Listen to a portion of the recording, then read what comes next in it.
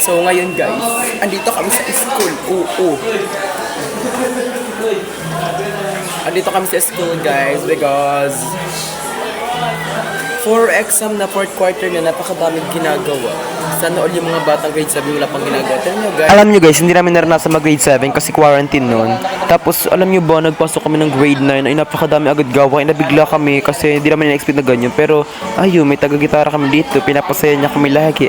Cheres, hindi ganun. Ito naman yung feeling maganda lang dito sa school namin. Sa classroom pala. Anong school ka dyan? Hindi, puro Roblox lang siya. Wala siyang ginagawa. Cheres, ito naman, pasalapon-salapon pa FB lang yan. Pero masarap ba din daw siya? Cheres naman. Ito naman ang feeling masarap talaga guys. Pero oo naman, pag sa personal masarap naman talaga. Hindi ka gaganon. Hindi mo titikman ng taong yaan.